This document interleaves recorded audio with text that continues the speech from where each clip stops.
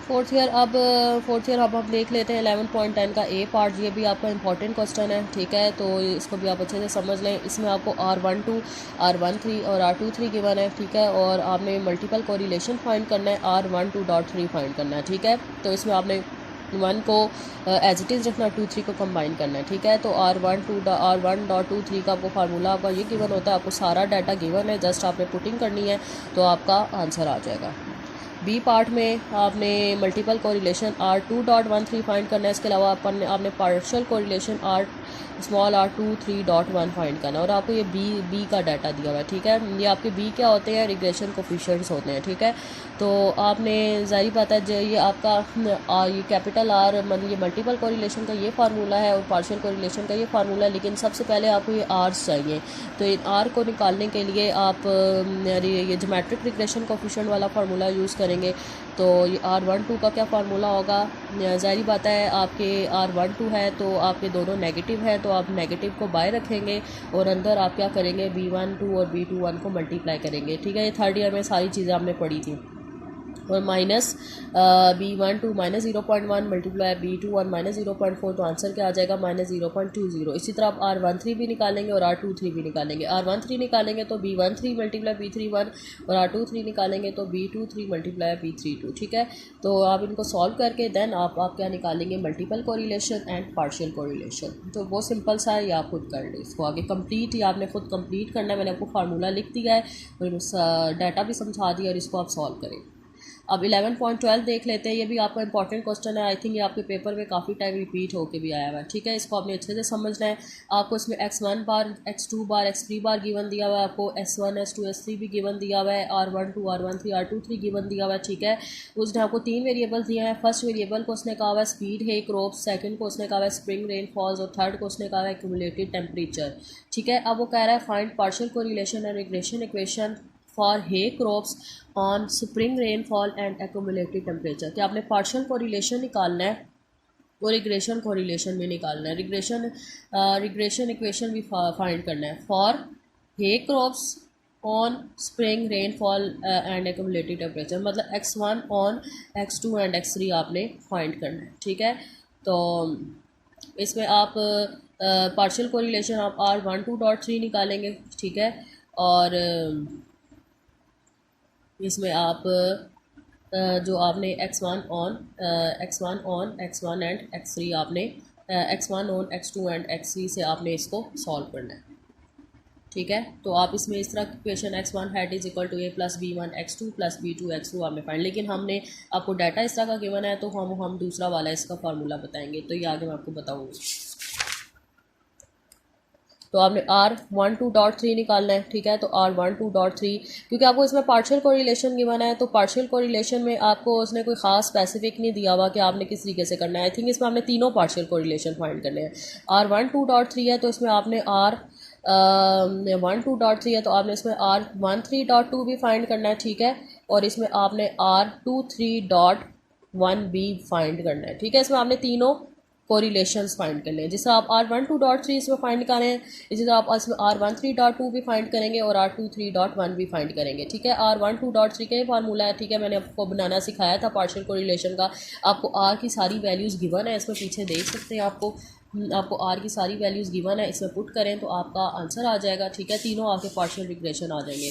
सो अब आपने क्या करना है, रिग्रेशन इक्वेशन फाइंड करनी है x1 और x2 एंड x3, ठीक है। तो क्योंकि आपको अब s1 और s2 R1 का डाटा दिया है तो जारी बात है आपको इसी तरीके से आपको रिग्रेशन इक्वेशन को सॉल्व करना पड़ेगा। तो x1 हेड आपने बनाना है, तो अब क्या बनेगा B1.23 और पीछे वेरिएबल क्या बचा x2 और x3, तो 1.2.3 और 1.3.2, ठीक है। ये आपका a है, ये आपका B1 है और ये आपका B2 है।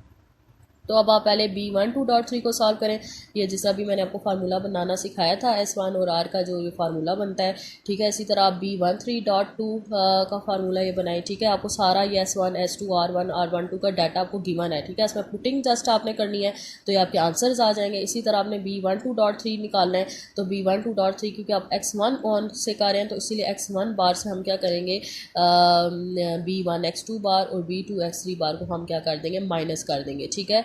तो ये यहाँ से इस तरह x1 बार माइनस b12.3 x2 बार और माइनस b13.2 x3 बार, ठीक है। माइनस साइन हमेशा आपने माइनस के लगाने हैं।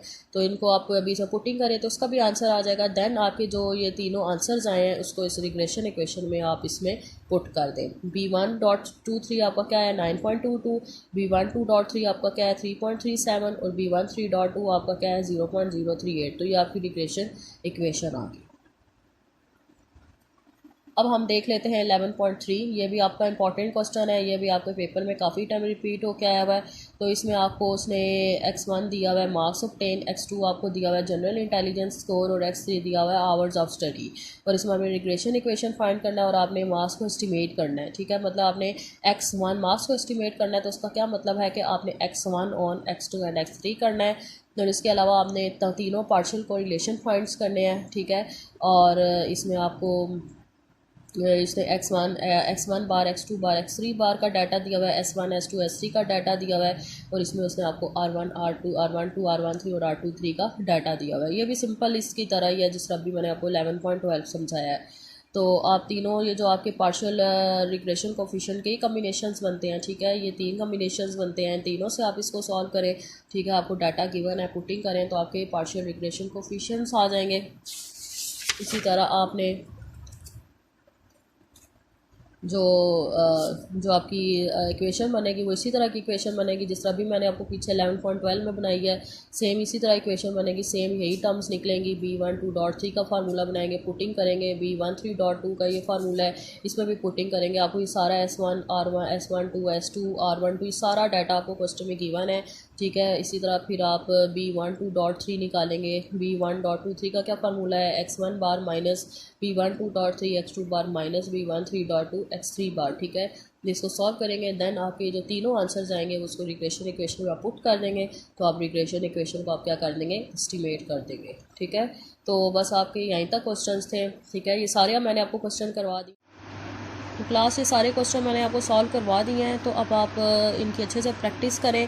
और इस चैप्टर में मैंने आपको एक एक चीज़ सारी खुद सॉल्व करवाई है, ठीक है। और पिछले चैप्टर में भी मैंने आपको एक एक चीज़ सारी खुद सॉल्व करवाई है, ठीक है। और जो चीज़ मैंने आपको नहीं सॉल्व करवाई, जो खुद करने को दिया, वो मैंने आपको इसलिए खुद करने को दिया क्योंकि वो चीज़ें सेम होती हैं। जो चीज़ें सेम होती हैं वो मैंने आपको खुद करने को आपको दी है। और जो चीज़ मुश्किल थी और जो चीज़ बिल्कुल डिफरेंट थी वो मैंने आपको खुद सॉल्व करवाई है। और एक एक चीज़ मैंने आपको सॉल्व करवाई है। आई थिंक मैंने आपको खुद करने के लिए बहुत कम चीज़ें दी हैं, ज़्यादातर मैंने आपको खुद ही सॉल्व करवाई हैं सारी चीज़ें। और इस चैप्टर में भी और पिछले चैप्टर्स में भी मैंने आपको सारी खुद ज़्यादा चीज़ें मैंने ही आपको सॉल्व करवाई हैं, ठीक है। तो अभी इसको आप अच्छे से देख लें, ठीक है। 11.2 और 11.13 तक बीच में जितने भी क्वेश्चन और जो छुड़वाए हैं वो नहीं करने। और इसके अलावा जो मैंने आपको करने को कहा है वो सारे आप करें। और जो चीज़ आपको क्लियर नहीं होती तो फिर आप वो मुझसे पूछ लें। और ये आज आपका चैप्टर नंबर 11 भी कंप्लीट हो गया है। और कल हम कुछ एग्जांपल्स देख लेंगे। मैंने आपको 14 और 15 की कुछ एग्जांपल करने को दी थी, मुझे पूरी उम्मीद है वो आपने नहीं की होगी, तो फिर मैं आपको खुद ही करवा दूंगी, ठीक है। वो भी हम कल देख लेंगे।